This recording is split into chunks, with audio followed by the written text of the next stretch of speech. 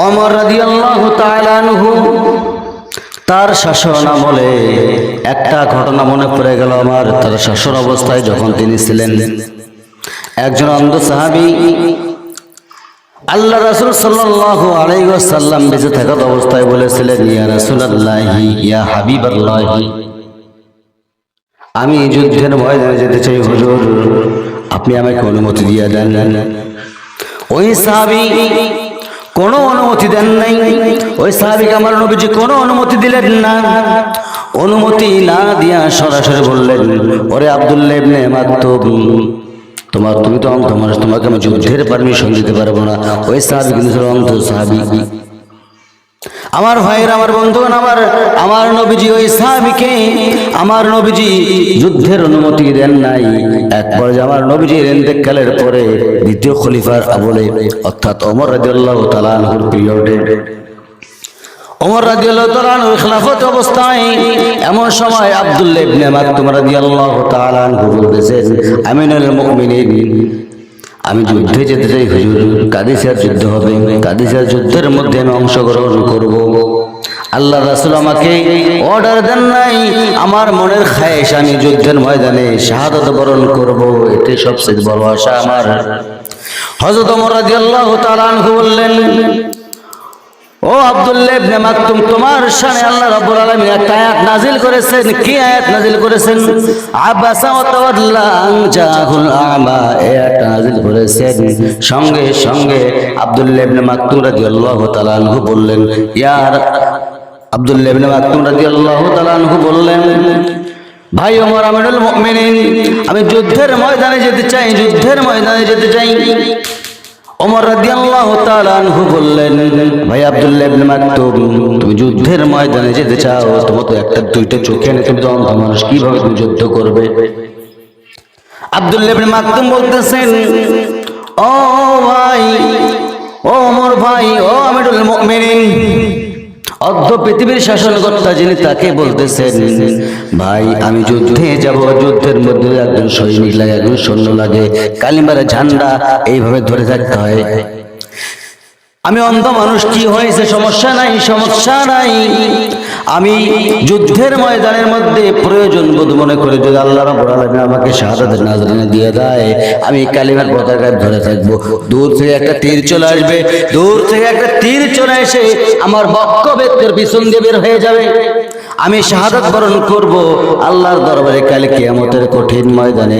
আল্লাহ রাব্বুল আলামিন যদি আমাকে জিজ্ঞেস করে, ওরে আব্দুল্লাহ, তোর এই অবস্থা কেন? আমি যেন জবাব দিতে পারি, আল্লাহ গো, তোমার জমিনে তোমার দিন বাস্তবায়ন করার জন্য কাফের মুশরিকরা আমার এই অবস্থা করেছে, বলি সুবহানাল্লাহ।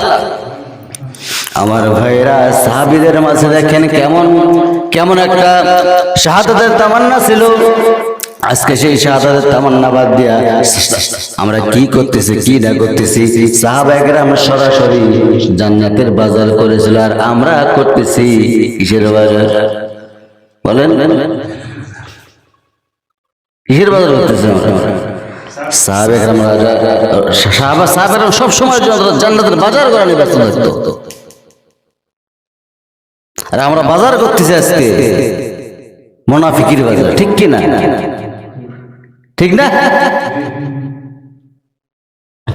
আমার ভাইয়ের, আমার বন্ধু, আমার একটা কথা মনে পড়ে গেল, অলসতা করা যাবে না, অলসতা করা যাবে না। আল্লাহ দিন নিয়া আল্লাহ জমিনে টিকে থাকতে হলে অলসতা করা যাবে না।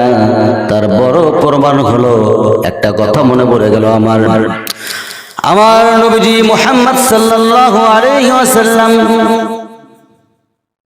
30,000 সাহাবী নিয়া যুদ্ধের ময়দানে গেছেন, তাবুক অভিযানের মধ্যে গেছেন। 30,000 সাহাবী, কম সাহাবী না বেশি সাহাবী? বলেন, অনেক সাহাবী নিয়ে 30,000 সৈন্য নিয়ে আমার নবীজি তাবুক অভিযানের মধ্যে গেছেন। তাবুক অভিযানে যখন গেছেন, তাবুক অভিযানে বিশ্বনবী রাসূল সাল্লাল্লাহু আলাইহি ওয়াসাল্লাম যাওয়ানোর কারণে তাবুক অভিযানের মধ্যে কোনো যুদ্ধ হয় নাই। বিনা যুদ্ধে মুসলমানদের পরোক্ষ বিজয় চলে আসছে, বলি সুবহানাল্লাহ। আরো জোরে সুবহানাল্লাহ। ভাইয়েরা আমার, ভাত খাওয়া লাগবে নাকি? সুবহানাল্লাহ আসতে কোন কেন?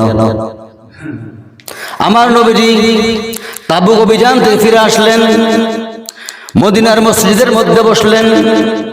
মদিনার মসজিদের মধ্যে বসে এমন সময় এক সাহাবী আমার নবীর কাছে এসে বলতেছেন, ইয়া রাসূলুল্লাহি ইয়া হাবিবাল্লাহি, আমি একটু গাফলেতি করেছি হুজুর, আমি একটু নিজে কনশকা করেছি হুজুর, আমি একটু নিজেকে অন্য কিছু মনে করেছিলাম হুজুর, এতগুলো সাহাবী যাচ্ছে, অসংখ্য সাহাবী যাচ্ছে হুজুর, আমি যাই নাই হুজুর, তাবুক অভিযানের মধ্যে আমি যাই নাই। আমার নবী মুস্কি মুস্কি হাসি দিয়ে বলতেছেন, ও সাহাবী, আর কে কে যায় নাই? ওই সাহাবী বললেন, হুজুর, কাব বিন মালিককে বললেন, ও কাব, আর কে কে যায় নাই? সঙ্গে সঙ্গে কাব বিন মালিক বলতেছেন, ইয়া রাসূলুল্লাহি, হিলাল বিন উমাইয়া যায় নাই, রুমামা বিন আওয়া যায় নাই। আমার নবীজি বললেন, আর কে কে যায় নাই? সঙ্গে সঙ্গে কাব বিন মালিক বলতেছেন, ইয়া রাসূলুল্লাহি, আমি আর বলতে পারবো না কে কে যায় নাই, দুইজন শুধু যায় নাই আমার জানা, আমি শুধু তিনজন যাই নাই। আমার নবী মুস্কি মুস্কি হেসে বলতেছেন, ও কাব, তুমি বাড়ির মধ্যে চলে যাও।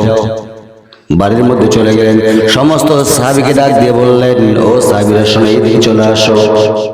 এইদিকে চলে আসলেন, সমস্ত সাহাবীরা চলে আসলেন।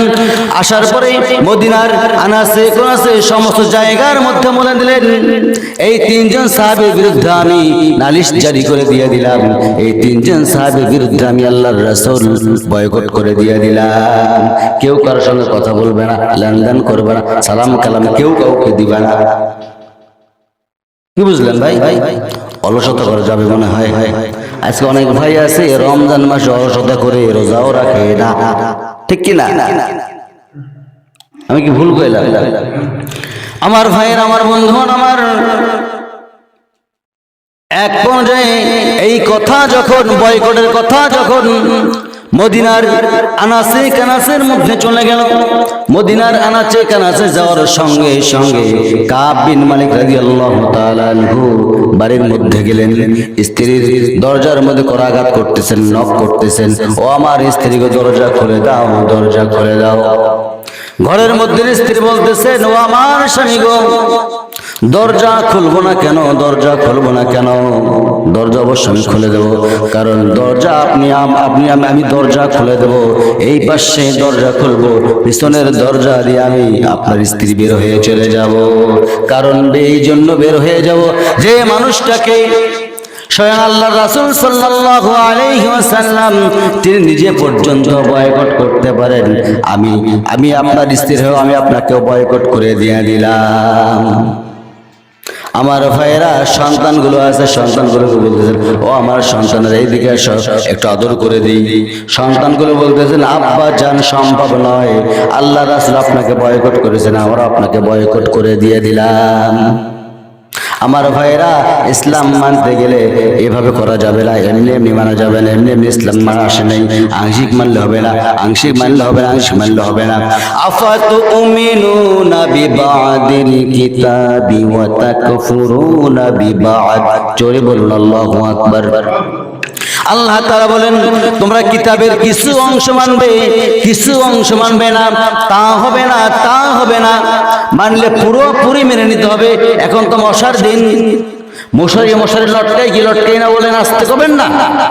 মশারি লটকাই কি লটকাই না? মশারি তো আমরা ঠিকই লটকাই, মশারি লটকাই ঠিক আছে, কিন্তু অর্ধেকটা মশারি উপরের মধ্যে উঠে রাখবেন, অর্ধেকটা মশারি ফেলা দেবেন না, মশা খাবে না। আমার ভাইয়েরা, বাথরুমে যাবেন, অর্ধেকগুলো পায়খানা করবেন, অর্ধেকগুলো পায়খানা করবেন না, কোনো সমস্যা নাই। প্রস্রাব করতে যাবেন, অর্ধেকগুলো করবেন, অর্ধেকগুলো করবেন না, হয়ে গেল। এইটা যদি না হয়, তাহলে কিতাবের কিছু অংশ মানবেন, কিছু অংশ মানবেন না, তা হবে? এটা কি মোল্লার কথা না আল্লাহর কথা?